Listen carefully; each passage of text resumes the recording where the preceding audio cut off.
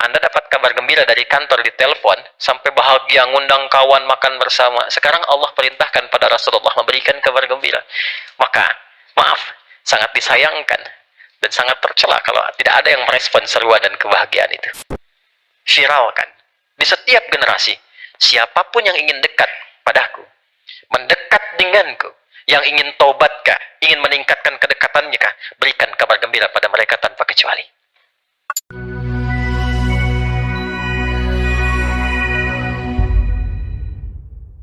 Katanya kamu mau tobat, mau balik, mau dapat kebahagiaan, kan? Nah, maka ini yang dimaksud huruf waw di sini. Maka sebelum dibuka oleh Allah, apa amalannya, apa hasilnya, apa yang didapatkan, diapresiasi dulu oleh Allah orang-orang yang ingin kembali kepadanya. Ini yang saya sering katakan, Allah sangat mencintai pelaku maksiat yang mau bertobat dan lebih mencintai pelaku maksiat yang mau bertobat dibandingkan dengan orang soleh yang tidak pernah merasa salah. Kan itu ya?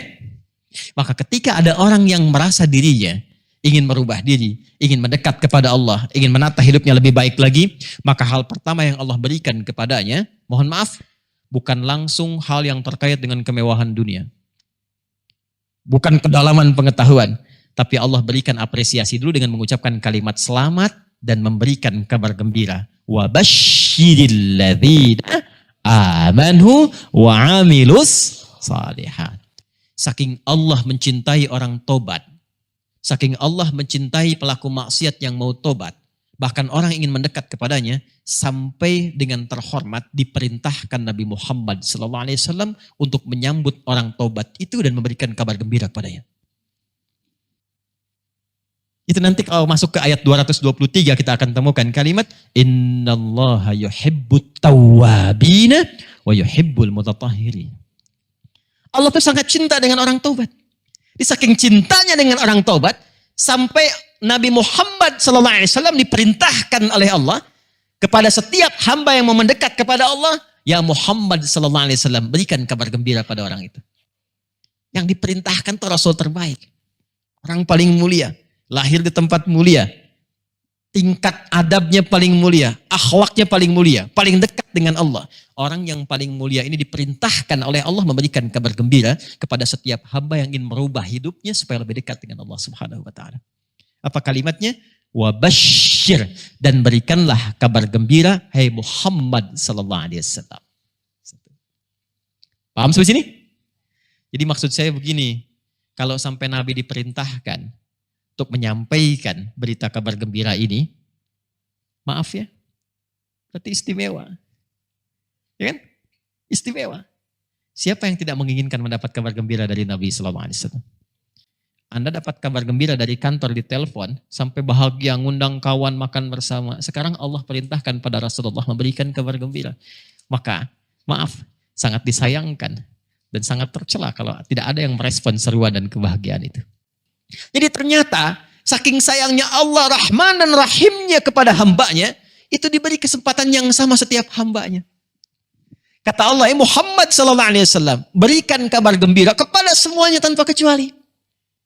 Siapa yang ingin dekat denganku, siapa yang ingin rahmatku, siapa yang ingin berubah, siapa yang ingin meninggalkan kebiasaan buruknya, kata Allah, berubah menjadi lebih baik, berikan kabar gembira kepada mereka, siapapun tanpa kecuali.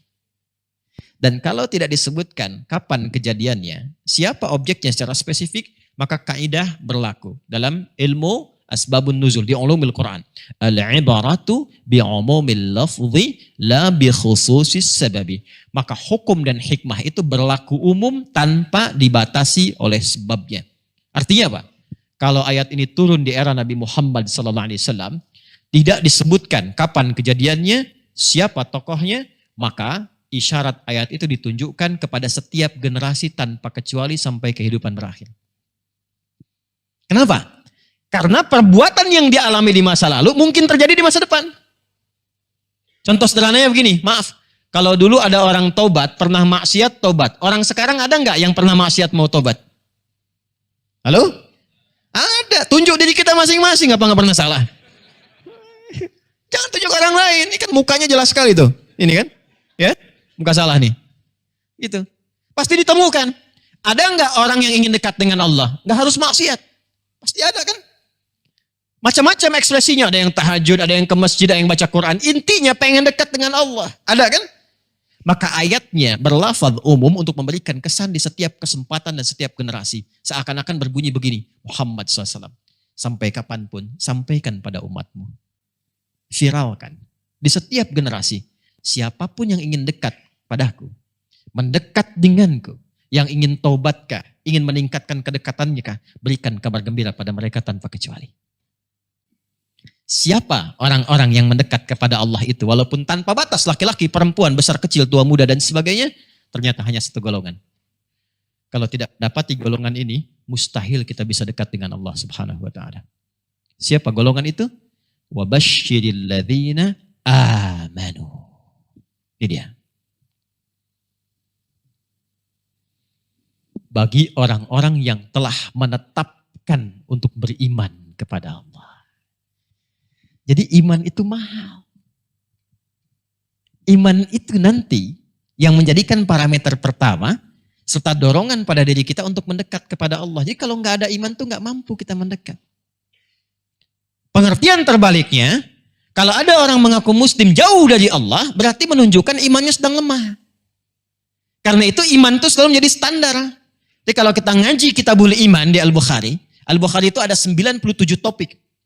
Topik keduanya namanya Kitabul Iman. Satu kitab Bad'il Wahyi, yang kedua Kitabul Iman. Di antara sekian hadis itu ada kalimat Nabi berbunyi, Al-imanu yazidu wa yantaqis. Atau kama qala Rasulullah SAW. Yazidu bil ta'ati wa yantaqisu bil ma'siyah. Kadang orang yang sudah mengaku beriman pun imannya bisa naik turun. Terasa tidak? Yazidu bil ta'ah, iman itu bisa naik dengan mengerjakan ketaatan. Wa yantaqisu bil ma'siyah, dan dia akan turun ketika seseorang mengerjakan maksiat. Jadi persamaan iman itu begini, kalau dia iman sedang kuat, ini bisa terlihat dari banyak taat yang dikerjakan. Tapi kalau dia menjadi lemah, pengaruh pertamanya kata Nabi sallallahu alaihi wasallam bisa dilihat boleh jadi sedang berbuat maksiat. Atau yang kedua, terlalu terlena dengan kehidupan dunia. Maksiat tidak, cuman banyak mengejar dunia.